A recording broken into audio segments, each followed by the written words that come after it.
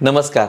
आपण आपल्या चॅनलवरती खूप दिवसांनी आलेलो आहोत. मी सांगितलेलं होतं की मी एक गॅप घेतो आहे आणि या गॅपमध्ये तुम्ही सर्वांनी सांगितलं की गॅप घ्या बिंदासपणे आणि लवकरच आपण नवीन विषय घेऊन भेटणार आहोत. हे मी देखील बोललेलो होतो.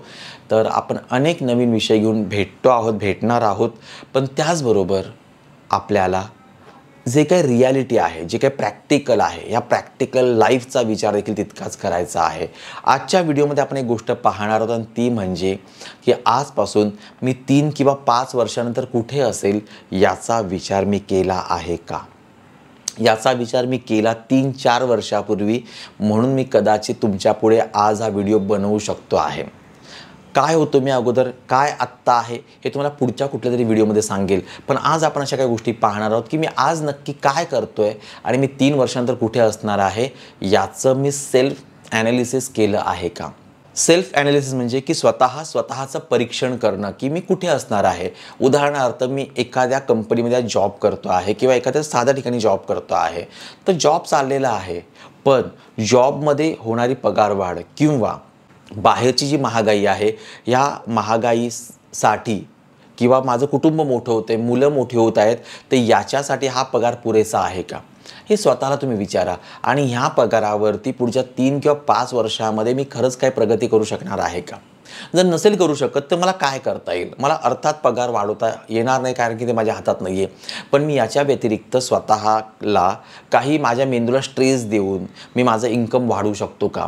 किंवा मी स्वतःपुढे अजून काही माझ्या स्किल डेव्हलप करता येतील का मला? उदाहरणार्थ मी एखाद्या ऑफिसमध्ये जॉबला आहे, तर माझ्या पुढे अजून कोणतरी 5-6 हजार रुपये पगाराने जास्त काम करते, मग त्याच्याकडे अशी कोणती स्किल आहे?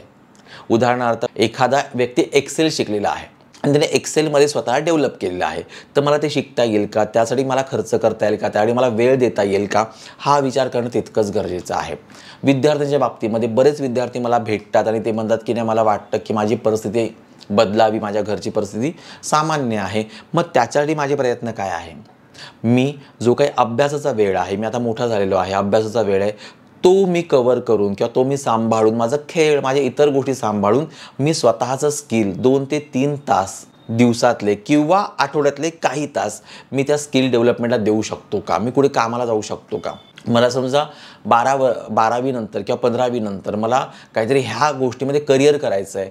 मग त्या करिअर करण्यासाठी मी आत्तापासून कुठे काही काम करू शकतो काय? तुम्हाला एक उदाहरण देतो की माझा एक ओळखीचा आहे, गेली 7-8 वर्षापूर्वीची गोष्ट आहे आणि त्याला मेकॅनिकल इंजिनिअरला प्रवेश घ्यायचा होता आणि त्याला इतकी आवड होती त्या गोष्टीची.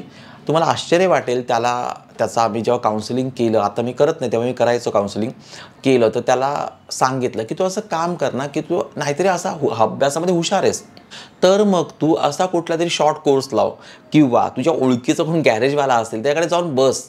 कारण मेकॅनिकल इंजिनिअर म्हटल्यानंतर त्याला प्रत्येक गोष्टीचं मेकॅनिझम कळलं पाहिजे, त्याला गाड्यांचं देखील मेकॅनिझम कळलं पाहिजे. तर तो म्हणाला की माझ्या काकांचं, एक ओळखीचे काका आहे, त्यांचं गॅरेज आहे आणि त्याने तिथे आठवड्यातून 1 दिवस आणि सुट्टीमध्ये त्यांनी जायला सुरुवात केली. रविवार त्यांनी फक्त 4 तास 5 तास दिले, पण तिथे जाऊन तो प्रॅक्टिकल शिकला. प्रॅक्टिकल शिकल्यानंतर त्याला थोडा चांगला अनुभव आला आणि ते करता करता त्याला ती गोष्ट समजायला लागली. 12वीला चांगले मार्क मिळाले आणि अर्थात त्यांनी मेकॅनिकल इंजिनिअरिंगला ॲडमिशन घेतलं. आता खूप चांगली त्याची प्रगती सुरू आहे शिक्षणामधली. हे कशामुळे झालं? कारण की प्रॅक्टिकल नॉलेजमुळे. बघा, माझी देखील भरपूर उदाहरणं सांगण्यासारखी आहेत, पण माझी उदाहरणं देऊन मी तुमचा वेळ वाया घालवणार नाही आहे. पण जसं जमेल तसं मी तुम्हाला सांगायचा प्रयत्न नक्की करेल पुढच्या काही व्हिडिओजमध्ये. तर याच्या माध्यमातून आपण स्वतः प्रश्न विचारायचे की मी 3 वर्षानंतर कुठे असणार आहे किंवा 3 वर्षानंतर माझ्या प्रगतीचा गोल काय असणार आहे, माझं काय सेटिंग आहे माझी. हा विचार आपण खरंच करणं गरजेचं आहे आणि त्याच्या माध्यमातून आपल्याला ते समजणार आहे. यासारखे असंख्य विषय आणि अजून काही विषय मी घेऊन तुमच्यासमोर लवकरात लवकर अजून काही व्हिडिओ घेऊन येणार आहे.